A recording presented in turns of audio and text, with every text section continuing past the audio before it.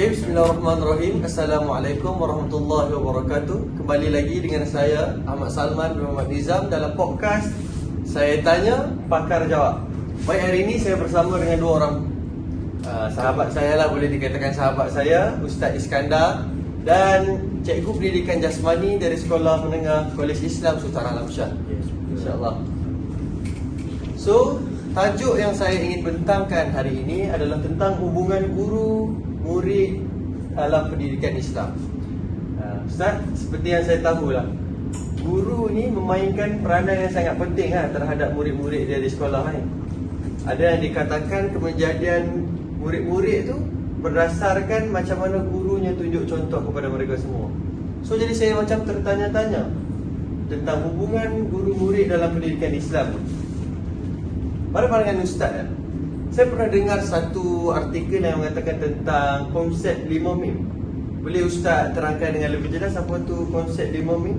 Sebab saya pun macam nak tahu, macam curious lah bagi seorang ilmuwan, bukan ilmuwan lah dikatakan, tentang orang yang mencari ilmu. Saya ni curious, apa itu konsep 5 mim? Boleh Ustaz terangkan dengan lebih jelas?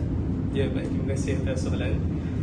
Sebelum tu saya difahamkan bahawa podcast kita pada hari ini ditaja oleh ya, ini tajaan saya, sponsor saya untuk podcast kali ini. Ya, Alhamdulillah. Jadi saya akan terangkan sedikitlah tentang, kongsikan dengan semua tetamu dan juga penonton yang konsep 5 mim ini diperkenalkan oleh seorang profesor fiqh Islam.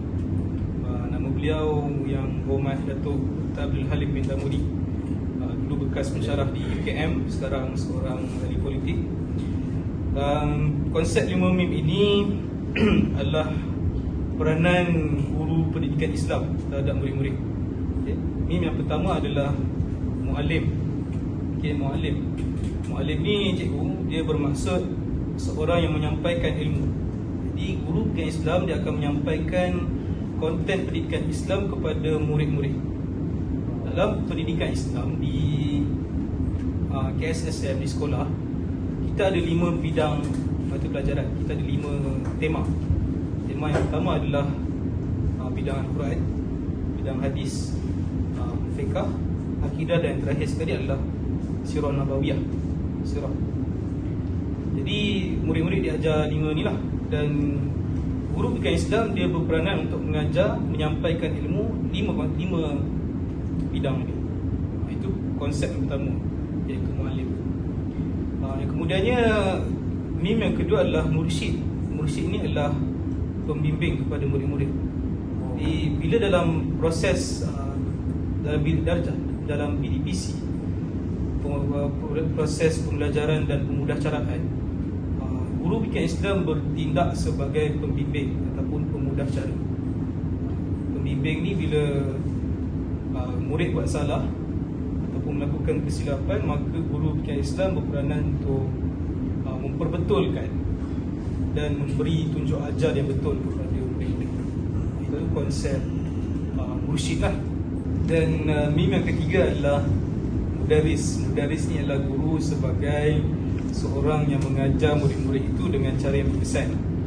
Jadi untuk mengajar dengan kesan kepada murid-murid supaya ilmu itu sampai kepada murid-murid itu, guru itu dia akan melakukan rancangan pengajaran lah. Kalau di sekolah kita, guru-guru kita akan buat rancangan pengajian harian, RPH. Yang diorang selalu sebut RPH tu lah. Ya, betul, RPH tu lah yang guru-guru akan buat setiap hari sebelum masuk ke dalam kelas, supaya proses PDPC itu berjalan dengan lancar dan berkesan. Dan saudara, kita punya RPH ini adalah bersandarkan kepada DSKP, Document Standard Curriculum dan Pengajaran. So maksudnya rancangan pengajaran harian tu yang Ustaz cakap tadi tu, dia kena link lah dengan DSKP tu. Ya, betul, dia ada link, dia ada berkaitan yang kuat antara RPH dan juga DSKP. Kalau kita lihat DSKP ni cikgu kan, dalam DSKP tu dia telah lengkap dari segi pengajaran dan sebagainya, memang lengkap lah untuk proses PDPC dalam bilik darjah. Dan ketiga-tiga konsep mim yang saya sebutkan tadi adalah Ini adalah merupakan tugas ataupun peranan hakiki guru dalam bilik darjah. Bukan semata-mata kepada guru bukan Islam, bahkan kepada semua guru lah. Guru mengajar, guru menyampaikan ilmu, guru membimbing, bukan setakat guru bukan Islam. Jadi 3 konsep ni Ustaz, saudara kita punya ni menyeluruh kepada semua, bukan setakat guru bukan Islam. Okay.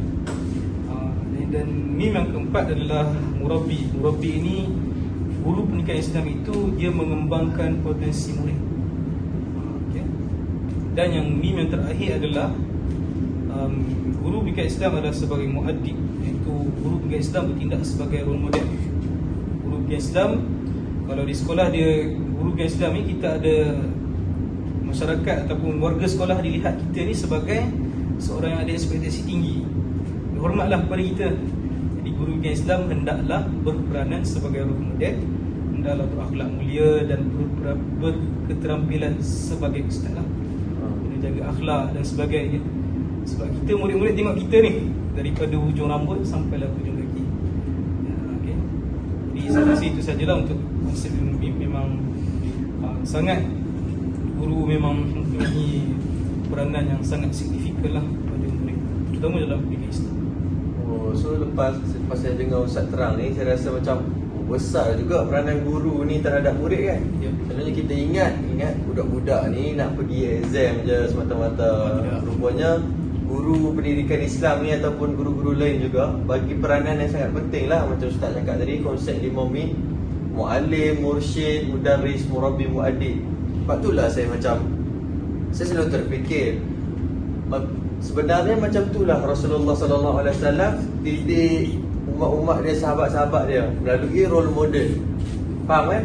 Maksudnya dia bawa benda tu yang menjadikan Rasulullah ni contoh utama untuk guru-guru bagi teladan baik untuk murid-murid sekalian kan. So saya baru faham lah, sebab saya bukan dalam bidangnya. Maksudnya lepas Ustaz bagi penerangan ni, saya dah mula terbuka mata. Sebenarnya guru ni memang peranannya sangat penting untuk murid-murid, kejadian murid-murid itu sendiri. Ya betul, dalam guru, sebab guru bukan Islam ni bukan semata-mata untuk pelajar ini dah dapat A dalam SPM. Kita nak dia supaya pandai solat, baca Quran, bukan setakat dalam kertas saja. Kita nak dia menjadi orang, jadi orang yang beriman. Saya setuju. Kalau pandai pun tapi tak boleh nak jaga solat tu, rugi juga Ustaz. Okay, so saya nak masuk soalan yang seterusnya lah. Untuk Cikgu Syamirul, saya jemput Cikgu Syamirul walaupun Cikgu Syamirul bukan mengajar pendidikan Islam, tapi katanya di sekolah Cikgu Syamirul merupakan orang yang berperanan penting dalam membawa murid-murid ni ke arah keislaman, walaupun cikgu pendidikan jasmani saja kan. So saya nak tanya cikgu lah, betapa pentingnya ataupun apakah kepentingan hubungan guru dan murid ni dalam pendekatan secara Islam? Boleh cikgu terangkan? Okey, pertama sekali terima kasih kepada soalan yang Salman lontarkan tadi. Ya betul, saya dulu sekolah tu, tapi sekarang saya dah pindah kepada sekolah SDGC. Yang di mana sekolah ni memang tak ramai, memang minoriti pelajar Muslim, tapi saya ni ambil peranan penting lah untuk sekolah ni. Tapi dalam masa sama, saya tak nak buang masa. Saya nak masuk pada poin yang saya nak utarakan selepas ni, ialah kepentingan hubungan guru-murid dalam pendidikan Islam. Okay. Pertama sekali, orang cakap apa, hubungan guru ni dengan murid main peranan penting lah dalam membawa sistem pendidikan Malaysia ni untuk mencapai objektif yang sebenar. Dan orang cakap apa, guru ni sebagai pemberi ilmu dan pelajar sebagai penerima dan pelaksana ilmu dalam kehidupan seharian mereka. Dan dalam banyak-banyak kepentingan, saya pilih 2 je, tapi saya sebutkan dululah kepentingan yang saya dah senaraikan sebelum ni. Yang pertama daripada segi pembinaan ilmu, dan yang kedua dari segi pembinaan akhlak, dan yang ketiga dari segi pembinaan kepercayaan diri, dan akhir sekali dari segi penghayatan nilai-nilai Islam. Tapi dalam podcast ni saya nak utarakan 2 saja, iaitu pembinaan akhlak, dan yang kedua tadi saya cakap penghayatan nilai-nilai Islam. Okey. Yang pertama daripada segi pembinaan akhlak. Okey. Orang cakap apa, guru ni mainkan peranan penting lah dalam nak bina akhlak pelajar ni. Sebab pelajar datang sekolah bukan kos-kosong kan, ada tugas sebenar kan. Dan Ibu bapa ni orang cakap sebagai tonggak utama dalam membina akhlak anak-anak mereka, dan guru pula sebagai tonggak kedua ataupun ibu bapa kedua lah dalam nak membina akhlak-akhlak pelajar ni. Dan saya bagi contoh lah kan. Contoh, tak sebelum saya contoh, saya beritahu dulu. Kalau kalau cemerlangnya akhlak seseorang pelajar ni, ianya tak mustahil dapat membawa imej yang baik kepada sekolah kita. Sebagai contoh, tadi saya cakap, contohlah kalau sekolah kita ni ada buat lawatan dekat tempat luar ke apa kan, lawatan ke sekolah lain ke apa. Lepas tu, contohlah sekolah lain tu nampak kita punya imej sekolah kita ni nampak macam perangai tak elok, cakap itu ini mencarut, cakap benda tak senonoh. Jadi tak lain tak bukan dapat memburukkan imej sekolah kita. Tapi seandainya kalau sekolah kita ni dapat tunjuk imej yang baik, seperti contoh bagi salam kalau jumpa dekat guru-guru sekolah luar, tolong cikgu-cikgu angkat barang dan sebagainya lah. Time buat lawatan tu, tak lain tak bukan imej sekolah kita dipandang baik, dipandang tinggi oleh sekolah-sekolah lain. Jadi maka jelaslah kat sini saya nak cakap bahawa cikgu-cikgu ni mainkan peranan penting dalam membina akhlak dan sahsiah diri murid sendiri. Betul tak? Betul tak? Betul, saya rasa macam kalau tak ada guru ni, maksudnya pelajar tu dia akan buat sesuka hati dia je kan? Contoh kalau tak ada bimbingan dari guru-guru, pelajar takkan ada adab pun. Sebab dia orang pergi ke sekolah memang nak belajar, tapi sebab guru tu didik dia orang, so dia orang jadi manusia lah katakan kan. Kiranya dia orang datang sekolah bukan ibarat masuk telinga kiri keluar telinga kanan, bukan. Dia orang masuk telinga kiri dan terperat dalam kepala otak dia orang sendiri, terperat dalam diri mereka sendiri. Jadi ada tujuan lah dia orang datang sekolah, bukannya dia orang datang kosong-kosong, balik rumah bisa rokok, balik rumah melepak buang masa, tak solat dan sebagainya. Jadi baguslah orang cakap memang sekolah ni tempat utama dia orang nak membina akhlak dia sendiri. Tanpa membuang masa, saya nak teruskan dengan poin kedua, iaitu pembinaan ataupun penghayatan dalam nilai-nilai Islam. Salman tahu tak nilai-nilai Islam ni ada berapa banyak? Kalau macam saya kurang tahu. Tak apa, saya boleh beritahu lah. Okay, nilai-nilai Islam ni daripada zaman Nabi sendiri kita boleh nampak betapa banyak nilai-nilai Islam ni. Dan memang tak terkira lah, sebab orang cakap apa, Islam tu agama yang indah, agama yang suci, agama yang penuh dengan barakah lah. Dan saya masuk contoh satu lah, nilai ikhlas. Okey, apabila nilai ikhlas ni dimasukkan dalam silibus buku teks yang pelajar bakal pelajari dalam bawah tajuk akhlak, maka apabila diorang belajar tentang tu, mereka akan hayati tentang perkataan ikhlas tu sendiri. Sebagai contoh, saya bagi perumpamaan lah kan. Kalau pelajar tu belajar tentang ciri-ciri ikhlas, masuk ikhlas yang mendalam.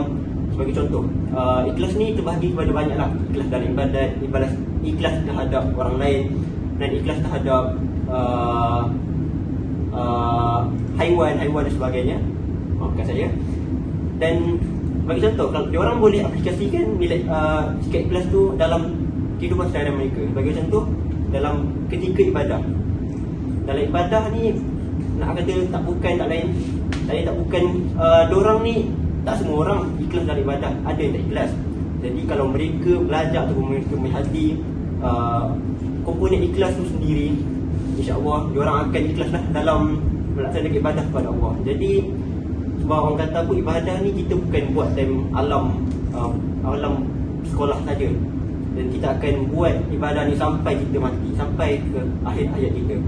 Jadi kalau guru dapat memberikan atau dapat mengajar tentang ikhlas ni dengan lebih mendalam lagi, tak lain tak bukan pelajar akan terapkan dalam kehidupan seharian mereka. Jadi orang cakap apa, pendidikan Islam ni ada orang cakap mainkan peranan penting lah dalam hubungan antara guru dan murid. Sebab kalau guru tak tunjukkan ataupun tak ajar subjek akhlak dia dengan sebaiknya, ataupun guru tak terapkan penghayatan nilai-nilai Islam ni dalam diri mereka dengan sebaiknya, maka pelajar orang cakap apa, buat ibadah ataupun buat benda-benda yang berkaitan Islam sewenang-wenangnya ataupun dengan ala kadar saja. Betul tak Salman? Betul lah Macam berdasarkan apa yang cikgu cakap tu, memang betul lah yang guru-guru ni antara penyebab utama murid-murid tu disuntik dengan kebaikan. Betul bila cikgu Syamirul cakap tadi, yang budak-budak ni bukan dekat sekolah saja dia orang nak solat, tapi sampai mati dia orang kena amalkan kebaikan. Menyebabkan saya macam pentingnya hubungan guru dengan murid ni dalam pendidikan Islam. Nak mendidik manusia kan, kita pada akhirnya pun kita akan mati, guru akan mati, murid akan mati, betul tak? So itulah yang akan bawa diorang lah, macam seolah-olah menjadi benteng daripada diorang ni melakukan kesalahan dan kejahatan semua lah.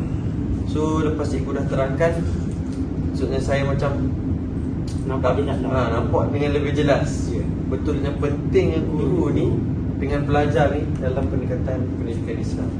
Guru ni sebagai panduan kita lah, panduan bagi akar-akar ubi yang akan membesar menjadi sebuah pokok. Itulah dipanggil pelajar, dan akan menjadi manusia yang akan memimpin negara kita pada masa akan datang. Jadi betul tak?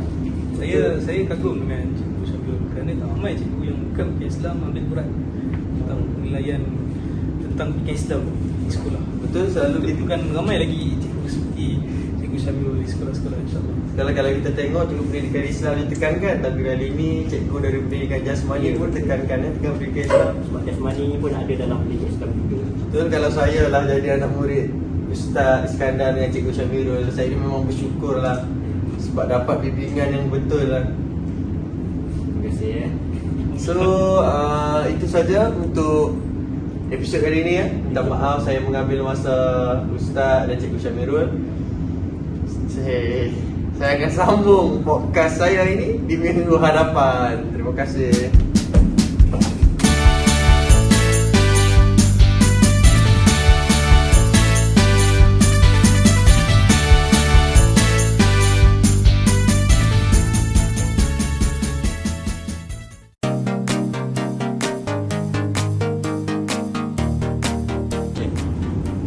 Okey, sebelum kita masuk dalam tajuk yang sama, hubungan guru murid dalam pendidikan Islam, saya nak perkenalkan dulu antara orang-orang yang saya jemput, orang-orang hebat di hadapan saya ni, yang saya jemput ke podcast saya ni. Yang pertama, kaunselor Siddiq. Yang kedua, pengetua daripada sekolah daripada Sabah, Nijab, dan bahagian BPI Irfaan. Okey, untuk pengetahuan hadirin saya pada hari ini, pada minggu lepas saya dah buat satu podcast tentang hubungan guru murid dalam pendidikan Islam. Minggu lepas saya dah membincangkan tentang konsep 5 mim dan kepentingan hubungan guru murid dalam pendidikan Islam. Saya tengok kat video. So hari ini saya nak bawa Nanti share link. So hari ini saya nak bawa satu tajuk lain lah, ataupun satu soalan lain terhadap para panel kita ni. Boleh makan. Siapa punya tu? Aku punya. Okey. Untuk kaunselor Siddiq lah, saya nak tanya, kalau dalam hubungan guru dan murid ni, ada tak faktor-faktor yang menyebabkan susahnya hubungan guru murid ni nak berlaku dalam pendidikan Islam? Yang faktor yang menghubungkan antara guru dan murid tu lah kan? Faktor tu. Ada. Ya. Jadi bismillah. Tu soalan faktor tadi ya. Okey. Faktor hubungan guru dan murid ataupun kita boleh nak kenalkan lagi ataupun nak jelaskan, nak faham cabaran lah. Cabaran dalam merealisasikan hubungan guru dan murid je lah. Okey. Jadi setiap perkara yang berlaku ni mesti ada cabaran dan tantangannya kan. Sama lah juga hubungan dengan guru dengan murid ni. Okey, faktor pertama yang saya boleh kongsikan selaku kaunselor sini ataupun kat sekolah, orang panggil saya CRCD. CRCD. Jadi faktor yang pertamanya biasanya bergantung kepada image guru ataupun pemakaian guru lah, saya kecilkan sebutnya. Murid ataupun kita khususkan kepada kanak-kanak ni, perkara pertama yang akan mereka nampak ataupun first impression untuk mereka ni, bila tengok guru masuk kelas ni, mereka akan tengok pemakaian guru ni. Okey, sebab apa? Sebab kajian menunjukkan seorang kanak-kanak ni dia akan lebih mudah orang kata apa, terfokus lah terhadap sesuatu yang fizikal. Okey, jadi contoh dia tengok guru tu pakai pakaian tidak gosok lah, kedut ataupun tak kemas, ataupun pakaian guru tu malah saya cakap agak berbau ke setengah. Jadi mereka akan orang kata menunjukkan rasa minat mereka tu melalui first impression. Okey, jadi secara langsungnya kita bukan secara tak langsungnya, memang automatik pelajar tu akan bosan lah guru ni, dah lah macam ni, dah lah pakai baju macam ni. Pernah dengar macam tu kan? Jadi itu perkara biasa lah untuk first impression. Okey, yang tu faktor pertama lah. Okey, faktor kedua, dia melibatkan komunikasi yang kurang berkesan. Maksudnya seorang cikgu ni ataupun pendidik macam yang saya tengok video sebelum ni, pasal Ustaz Iskandar. Ustaz Iskandar ada pasal 5 meme tu kan. Ini sebagai murabbi ni ataupun cikgu ni, dia kena jadi orang cakap pandai lah untuk berkomunikasi dengan anak murid dia. Tapi adalah segelintir, saya tak kata semua, segelintir antara cikgu-cikgu kita ni yang dia gagal ataupun dia tidak berjaya untuk berkomunikasi dengan semua anak muridnya secara orang kata adil lah. Sebabnya kisahnya begini. Okay. Kisahnya kita sedia maklum bahawa setiap manusia ni ataupun setiap orang ni dia ada ciri-ciri tertentu. Maksudnya seperti ciri-ciri extrovert dengan introvert. Okay. Extrovert saya rasanya semua dah sedia maklum extrovert ni macam mana. Tapi saya nak lebih fokus kepada introvert. Introvert ni kalau saya tengok satu rujukan tu, istilah yang kita boleh bagi introvert ni ialah personality yang dia suka kepada menyendiri. Maknanya senyap lah. Maknanya daripada dekat dalam family pun dah senyap, dan sekolah pun jadi seorang cikgu ni sepatutnya menjadi ibu bapa kedua kat sekolah ni kena pandai untuk tackle budak-budak macam ni. Okay. Tapi apakan daya, berdasarkan apa yang saya buat kajian sikit lah dekat sekolah-sekolah yang saya pergi, segelintir cikgu ni dia menganaktirikan pelajar introvert ni. Sebabnya dia tengok macam kenapa belajar ni diam sangat macam dia just tengok dia diam, macam tak apalah, kita fokus yang ni je lah. Faham tak? Jadi kat sini ni merupakan perkara yang silap lah. Sebab perkara ni akan orang kata menghalang lah cabaran kepada hubungan guru dan murid itu sendiri. Betul, dia sebab macam dari saya kan, remaja ni dia nak orang yang boleh dengar dia kan. Betul, beri perhatian, dia nak perhatian sebenarnya. Dia nak perhatian dari guru tu lah. So maksudnya susah juga lah kalau guru ni tak pandai dalam ni, tak pandai dalam nak mengambil hati pelajar-pelajar tersebut macam tu kan. Jadi bila anak-anak introvert kita ni yang dianaktirikan, jadi mereka akan rasa lebih jauh daripada guru dia, menyebabkan memang hubungan guru dengan murid tu semakin jauh lah. Itulah sebenarnya poin dia dianaktirikan. Poin tadi lebih kepada penampilan. Okay, untuk poin yang ketiga, kita boleh masuk poin yang ketiga, kita boleh masuk kepada faktor masa bersama yang singkat. Maksudnya guru dengan murid ni kita ambil kepada skop yang khusus lah, sebagai seorang guru yang mengajar di sekolah saja. Saya tak sebut warden lah sini. Kalau warden dia punya tugas lain pula. Okey, ni guru yang sepanjang masa kat sekolah. Okey, masa yang singkat ni maksudnya guru ni hanya mempunyai masa waktu PDP je. Waktu PDP ataupun PDPC je. Jadi waktu tu kalau kita tengok baik-baik, kita lihat baik-baik, dia sangat singkat. Kerana guru hanya untuk dah lah dia nak kejar syllabus lagi, nak fokus untuk exam lagi. Jadi tak ada masa yang sesuai untuk orang kata nak bina hubungan. Bina hubungan tu lah. Bonding dia tu, nak hidupkan bonding dia tu. Okay. Lepas tu, jadi kalau kata mungkinlah nanti kita boleh cari orang kata keadaan atau penyelesaian lah untuk cari masa yang lain ke untuk guru dengan murid ni, dia orang kata spend time. bukan hanya sekadar dalam kelas saja semata-mata. Sebab memang betul tak cakap saya, kalau dalam kelas ni macam sekejap sangat kan. Sekejap sangat. Ni contoh, lebih-lebih lagi kalau cikgu tu dia ada masa untuk 1 jam je, satu masa ni. Masa mengajar tu lah. Jadi memang tak sempat lah orang kata nak kukuhkan lagi bonding tu. Itu untuk poin yang ketiga lah. Okay, jadi poin yang terakhir, poin daripada yang kita cakap tadi semua dalam sekolah kan. Yang ni saya nak fokus pada campur tangan pihak luar, iaitu campur tangan daripada ibu bapa pelajar tu sendiri. Jujur saya kata, campur tangan ibu bapa dalam urusan proses pembelajaran di sekolah juga menyebabkan jadikan satu cabaran lah. Satu cabaran kepada hubungan guru dan murid. Sebab apa? Pernah dengar tak kes guru pula, ibu bapa saman guru? Pernah. Pelajar tidak puas hati dengan guru, ibu bapa terus apa?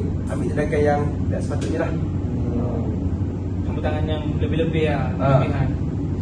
Sedangkan isu tu kalau kita lihat lah, sebenarnya boleh diselesaikan dengan cara yang baik sebenarnya. Dan sebenarnya perkara tu bukannya perkara yang besar pun. Okey, contohnya masuk dalam akhbar tahun-tahun lepas lah, saya tak ingat tahu bila. Guru rotan pelajar, ibu bapa sambat. Sambat rasa macam ni? Apa nak cakap macam mana kalau zaman tuan-tuan dulu lah, sepatutnya benda tu lah yang bagi kebaikan tu lah pada murid-murid tu. Tapi sekarang ni kita tengok budak macam manja lah, dia bagi lebih macam tak dia orang tak nampak pun, ibu bapa dia orang tu tak nampak apa sebenarnya guru nak bagi. Bukannya guru tu rotan dia sengaja untuk sakitkan pelajar, betul. tapi untuk mengingatkan kan. Betul. Kalau dulu, kalau tuan-tuan tak balik waktu maghrib, memang kena bedal lah. Kena bedal lah. Yang tu lah. Sebenarnya silapnya kat sini, ibu bapa tu dia terlalu memanjakan sangat anak. Yang tu pertama. Yang keduanya, dia terlalu percayakan sangat anak. Tanpa orang kata apa ni, dia patutnya ibu bapa ni dia kena perhatikan betul-betul. Unsur periksa dulu Unsur periksa dulu. Maknanya jangan terlalu percaya pada anak-anak. Betul tak salah kita percaya kepada anak, tapi kita kena sahihkan. Orang Terengganu kena sahih dulu. Kena sidik dulu. Kena sidik dulu, tabayun dulu.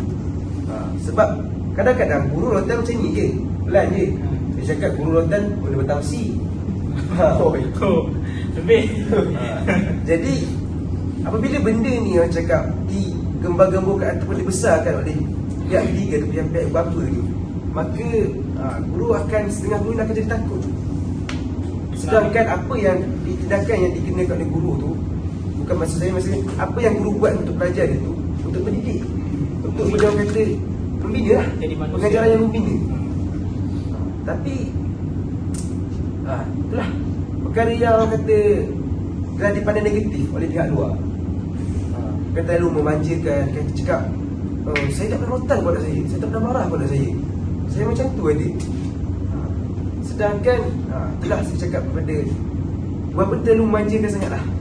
Jadi kalaulah adanya pihak ibu bapa ni yang kata ambil campur tangan dalam urusan sekolah ni, memang tak nafikan lah hubungan dengan guru tu, hubungan guru dengan murid tu memang akan kelas juga lah, akan jauh juga. Itulah memang banyak lah cabaran yang dihadapi oleh guru-guru ni dalam nak satu padukan guru dengan murid ni. Memang macam ada je benda terhalang. So ingat tu guys, jangan manjakan anak-anak korang kat rumah. Faham? So masuk pula kepada pengetua dari Sabah. Jauh saya import dari Sabah untuk pengetahuan untuk pengetahuan pengetua Nijam lah. Isteri saya pun dari Sabah juga. Oh iya kan? Orang Sabah pak. Semua tak sabar. Ya. Seterusnya tadi kalau macam Kau sudah sidik, dia cerita tentang cabaran. Saya nak tanya pada Tuan Ija, apa langkah-langkah yang boleh kita ambil untuk ni lah, langkah-langkah hubungan guru dan murid dalam pendidikan Islam akan atasi untuk atasi. Baiklah, terima kasih sahabat saya Encik Salman. Okey, tadi Konselor Siddiq dah terangkan tentang cabaran ataupun faktor yang menghalang untuk membina hubungan baik antara guru dengan murid. Jadi saya akan berikan solusi lah masalah-masalah tadi. Okey, macam yang kita tahu, hubungan guru dengan murid ni memang tak akan lari lah. Sebab dalam sekolah tu memang guru murid tu akan sentiasa ada masa bersama. Jadi apakah langkah-langkah yang kita boleh ambil untuk membina hubungan baik dan menetralkan masalah dan cabaran yang tadi disebutkan? Okey, untuk masalah pertama tadi yang disentuh ialah masalah pakaian, penampilan guru, image guru itu sendiri. Okey, untuk menjaga image dan penampilan ni bagi seorang guru adalah sangat penting lah, sangat penting sebab dia bukan saja dekat murid itu, tapi kalau dengan orang luar sekalipun, memang first impression tu akan dia tengok dari ciri fizikal lah, pakaian, macam yang tadi disebut, bau. Jadi apa langkah yang cikgu tu boleh ambil untuk jaga penampilan dia? Jadi seorang guru ni dia memainkan peranan yang crucial dalam membina hubungan baik dengan pelajar. Jadi penampilan yang rapi dan profesional dapat menciptakan suasana yang lagi harmoni lah dalam kelas. Contoh dia macam sudah disebutkan tadi, dalam kelas tu bila guru tu masuk dia, murid tu nampak cikgu ni kemas, kalau lelaki kemas, handsome, rambut tak panjang, dah cukur semua. Kalau perempuan pula, kalau perempuan, tahulah kalau perempuan ni dia jaga penampilan dia susah sikit kan. Ada make up yang tebal-tebal, nak jaga penampilan tu, nak kata jaga penampilan. Tapi bila cikgu ni, saya nak tanya kepada Encik Salman sendirilah.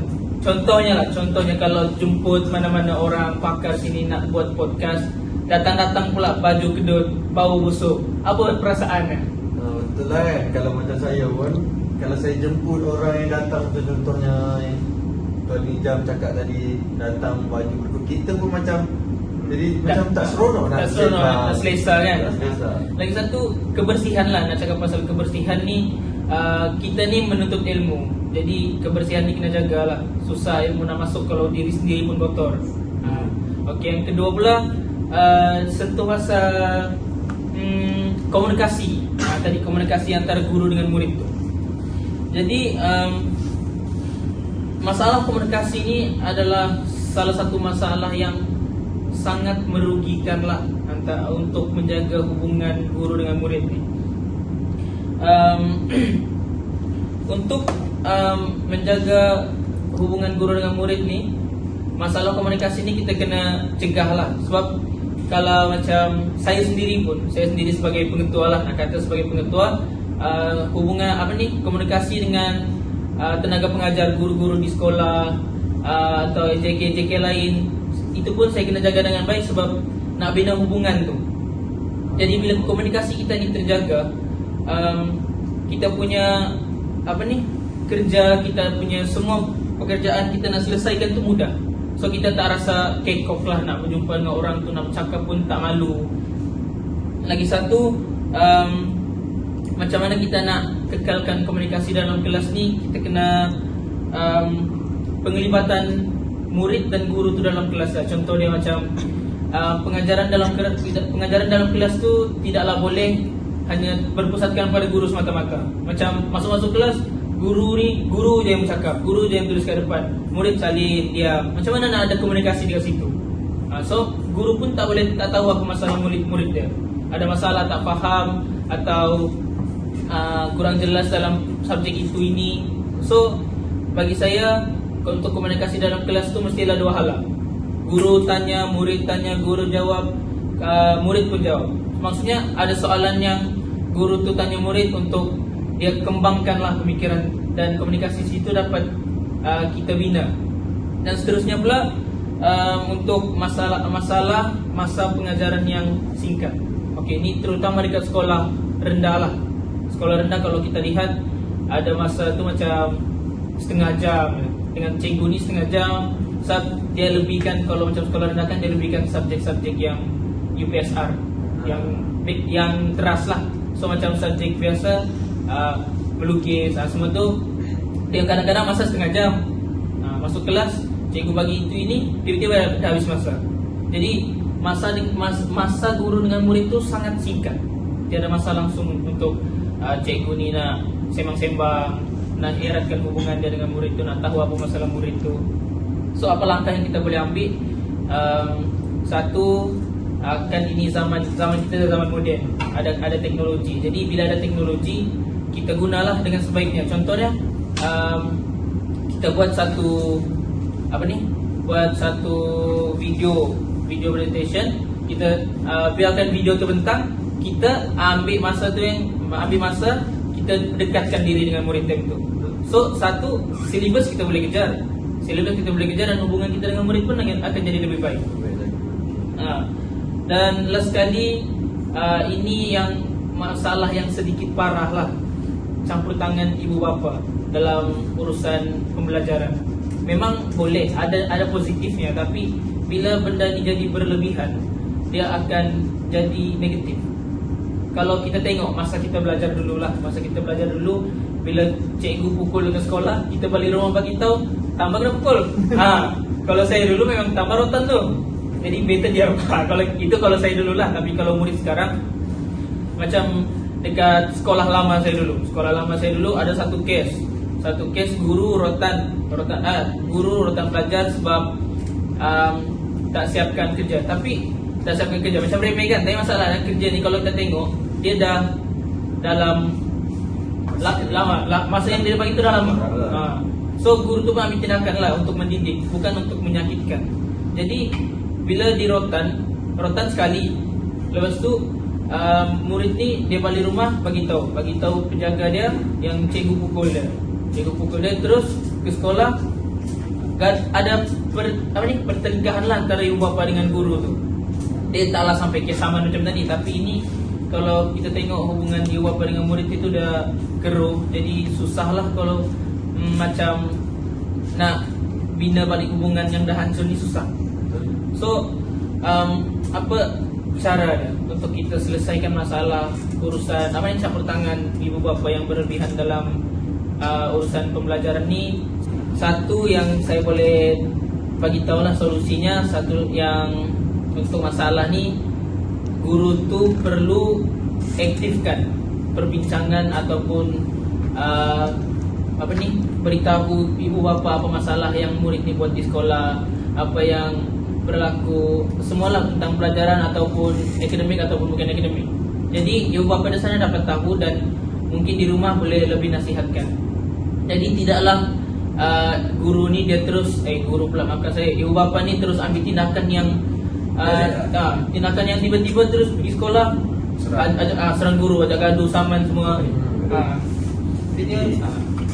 Satu lagi, macam yang semua maklum lah, ada persatuan kan ibu bapa dan guru, PIBG. So PIBG ni satu dia punya peranan dia bila setiap bulan ada mesyuarat PIBG, ibu bapa dan guru. So di sini dalam mesyuarat ni, guru-guru boleh terangkan masalah yang kalau macam student SPM terutamanya PG3 yang ada exam-exam besar lah, masalah yang sampai tak dapat nak catch up pelajaran. Selalunya hal-hal ni dia disebabkan perdebatan lain lah. Perdebatan lain contohnya sukan, dan yang di luar sekolah lah, berlaku luar sekolah, aktiviti kurikulum lah terutamanya.